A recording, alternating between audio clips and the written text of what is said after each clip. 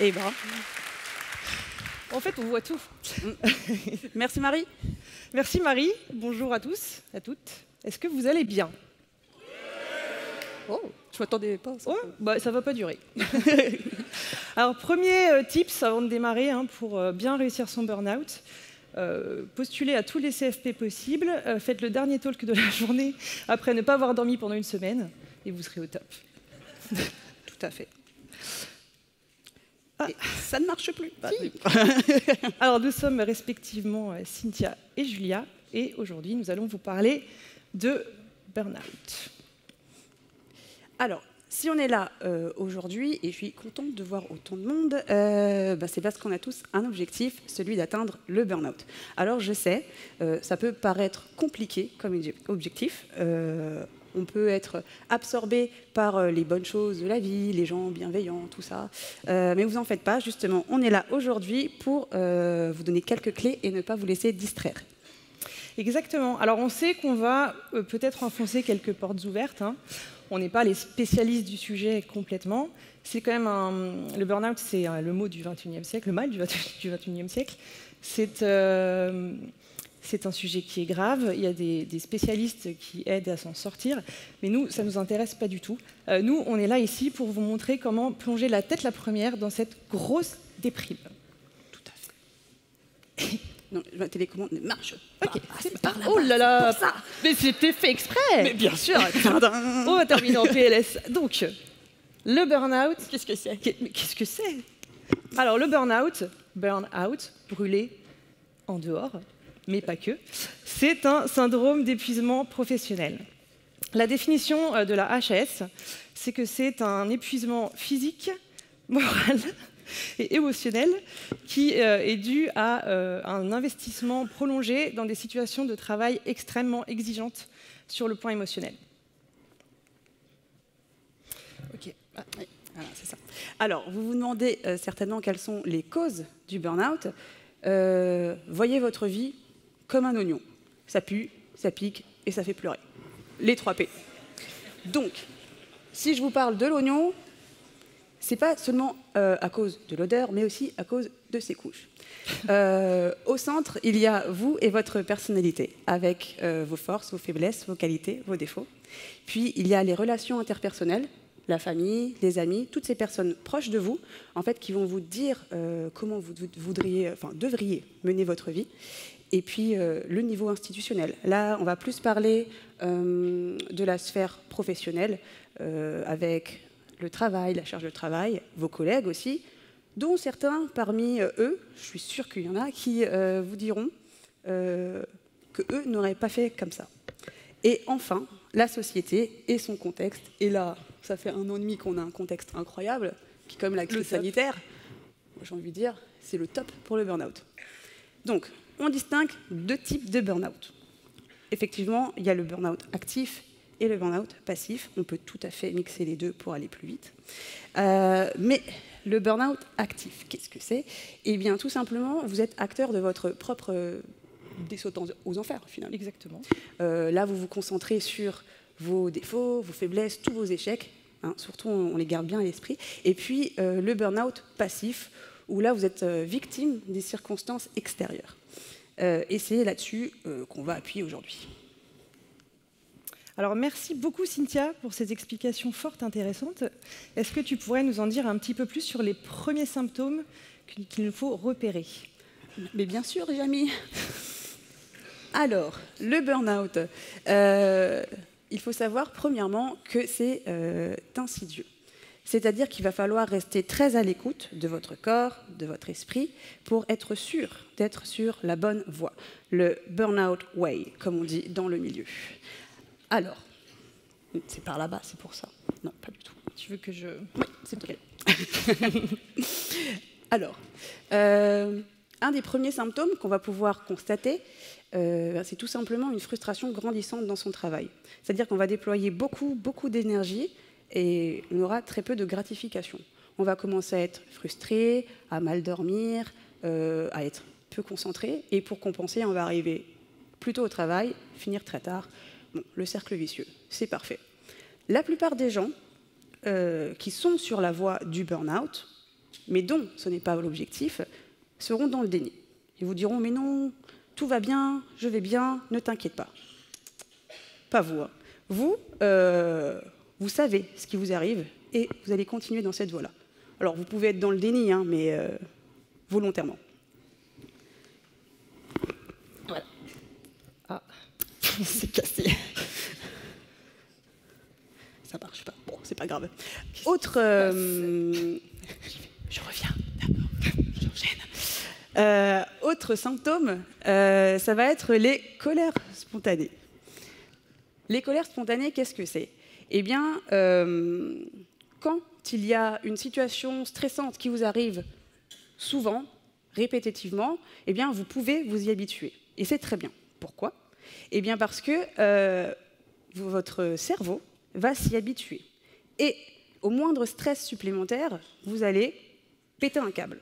En général, ça va arriver au travail ou, encore mieux, à la maison. Hein. Encore une fois, on se rappelle des couches de l'oignon, on les fait communiquer entre elles.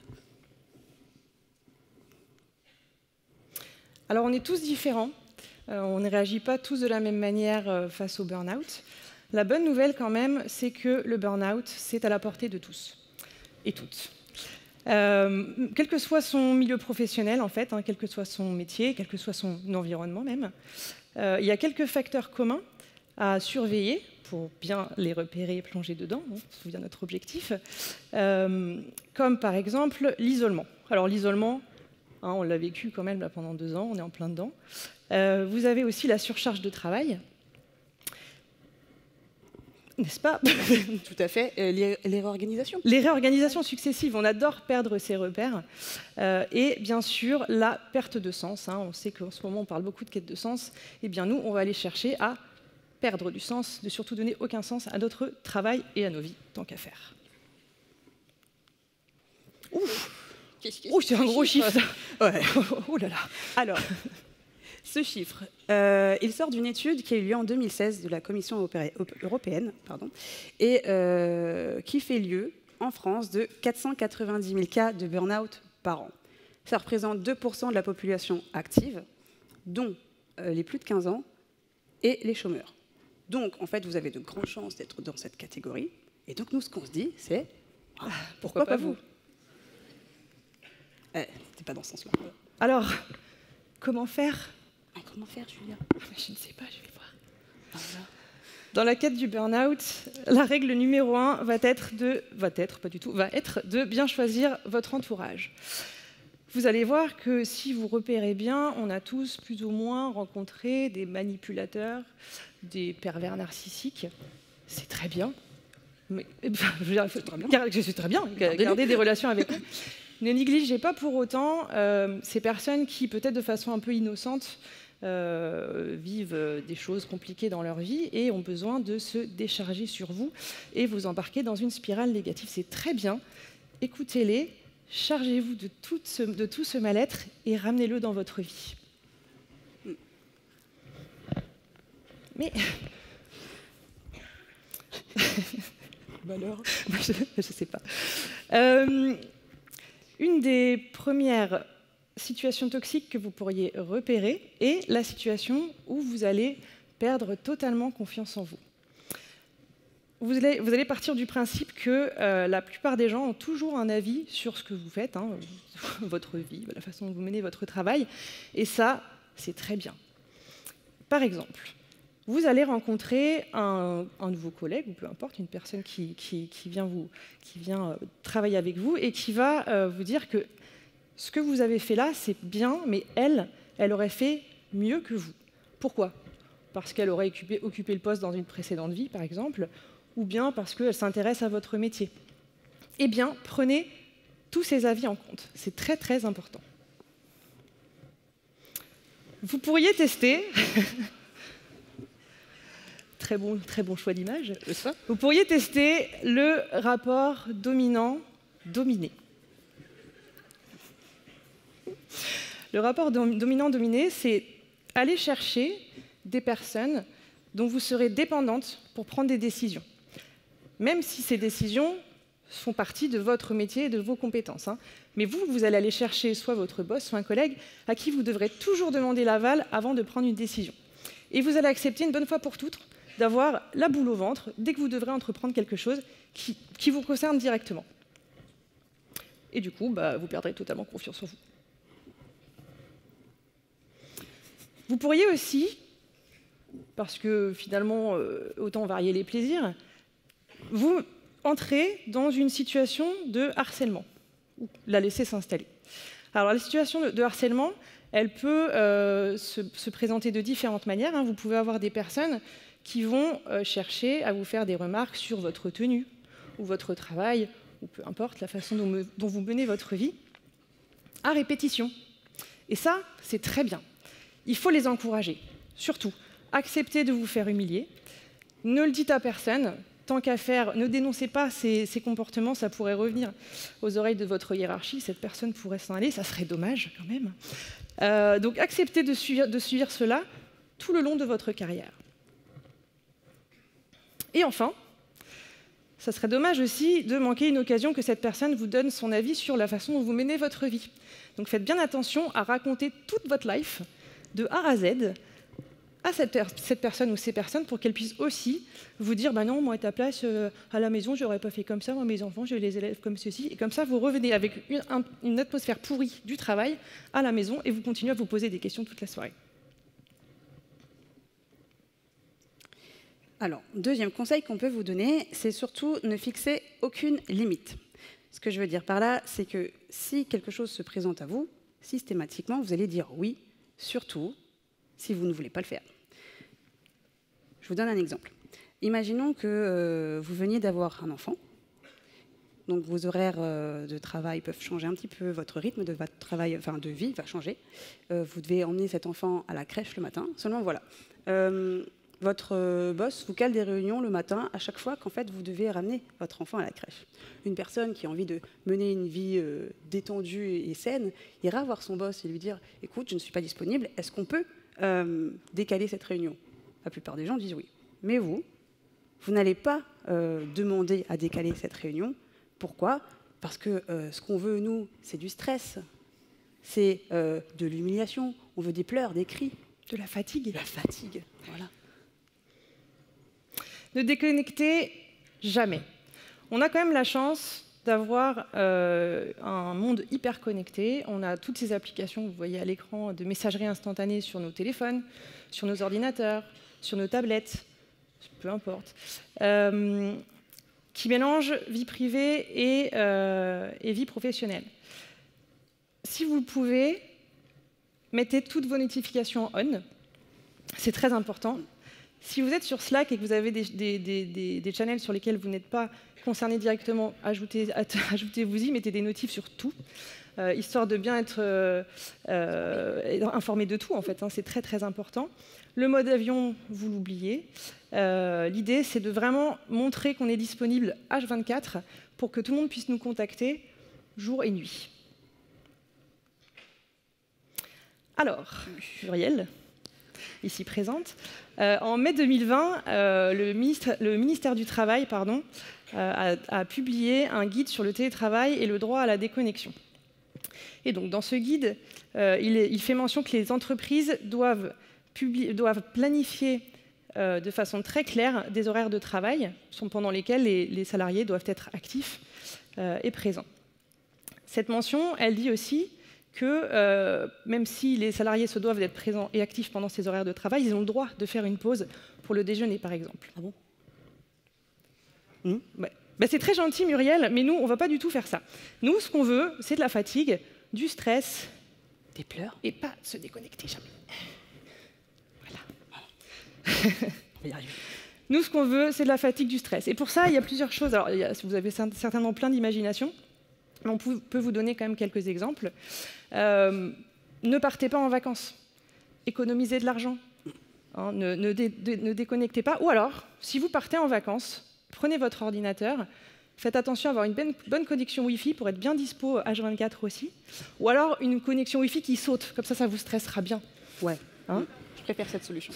Si vous aviez démarré le sport, arrêtez. C'est la saison de la raclette, de toute façon, c'est trop tard. Si vous avez des enfants, alors, je ne sais pas s'il y a des personnes qui ont des enfants dans la salle, bah, félicitations déjà d'une part, ou pas, je ne sais pas. Faites en sorte qu'ils soient bien dans la même salle que vous, hein, dans votre bureau, ou je ne sais pas, la salle où vous télétravaillez, pendant vos visios. Mettez-leur des objets bien bruyants aussi pour que ça vous fasse une atmosphère sonore bien, bien oppressante, hein, et de stress, parce qu'on aime ça. Et puis, mettez-les sur vos genoux aussi, tant qu'à faire. Enfin, je sais que certains de nos collègues font ça de temps en temps, c'est très mignon. Ça doit être gênant pour vous quand même. Hein. Et puis pour le reste, je pense que vous avez certainement d'autres idées. Mais l'idée, hein, c'est de se créer une atmosphère où on est toujours un petit peu en train de penser au travail et ne jamais, jamais s'en sortir. Ça va pas. Enfin, dernier conseil qu'on pourra vous donner, c'est surtout de tout prendre personnellement. Parce que l'investissement émotionnel, c'est la clé du burn-out. Ça veut dire quoi? Eh bien, tout simplement que quoi que vous fassiez, si quelqu'un vous fait une remarque, ce ne sera pas contre votre travail dans le but de l'améliorer, non, ce sera contre vous, parce que vous êtes nul.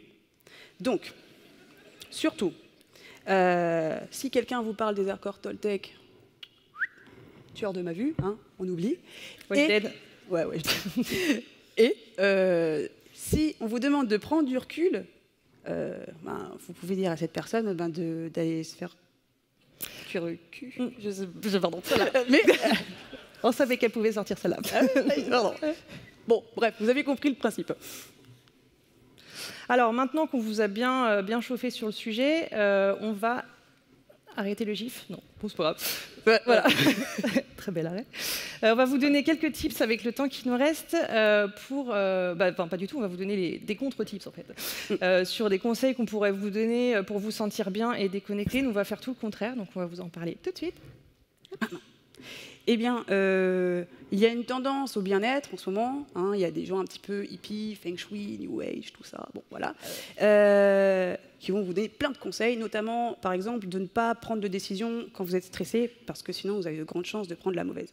Et bien justement, vous allez faire ça de façon tout à fait logique. Hein. Surtout, attendez d'être bien stressé, comme ça, vous êtes sûr de vous planter. Ensuite, on pourra vous conseiller aussi d'écrire sur papier 3 choses importantes à faire dans la journée pour ne pas les oublier. Encore une fois, ne notez rien. Hein, voilà. Oubliez tout, comme ça, à la fin de la journée, vous rentrez chez vous, j'ai oublié de faire ça, c'est génial. Bon, vous n'allez pas dormir, ou vous relevez, voilà, c'est parfait. Et puis, on pourra aussi vous conseiller d'écrire à la fin de la journée 3 choses positives qui vous seront arrivées. Surtout, ça, ne le faites pas parce que ça fonctionne. Donc, ou alors, si, vous pouvez noter 3 choses, mais négatives, tous les trucs que vous avez plantés dans la journée. Comme ça, à la fin, on creuse bien son trou, quoi. Ah ouais, on est super mal. Il y a quelques petits tips dans PNL aussi. Alors, les bonhommes allumettes, j'ai envie de faire le viseur. Marche pas. Bon. Je vous ai mis les bonhommes allumettes là, vous pourrez regarder sur Wikipédia, vous ferez du coup tout l'inverse. L'idée, c'est d'aller renvoyer à son cerveau, en couchant sur papier nous face à la situation toxique, déchirer le papier pour dire à notre cerveau « Oui, non, je ne veux pas de cette relation toxique, ça suffit maintenant. » Et en fait, ne dis pas plus. Ça suffit. Donc vous pourrez aller regarder ça. Après, on peut aussi vous conseiller des exercices de cohérence cardiaque, de respiration, de la méditation, du yoga aussi. Bon, ça, laissez tomber, c'est vraiment... Enfin, moi, ça m'exaspère absolument. Et il me semble qu'hier, on n'est pas allé le voir parce que ça ne nous intéressait pas du tout, il y a eu un talk sur le syndrome de l'imposteur, il me semble, hein, de Aurélie Vache. Alors, si vous ne l'avez pas vu, regardez le replay et faites tout le contraire. Bon, parce que... Il nous reste 4 secondes. Non, on a dépassé. Alors, on récapitule rapidement les quelques conseils qu'on vous a donnés aujourd'hui. On choisit bien son entourage, on fonce dans les situations toxiques. On ne fixe aucune limite, on dit toujours oui à tout, et surtout quand ça ne nous arrange pas. On ne se déconnecte pas, au contraire, on se surconnecte. Et enfin, prenez tout personnellement, soyez susceptibles et surtout ne prenez aucun recul sur votre vie. Merci. Merci.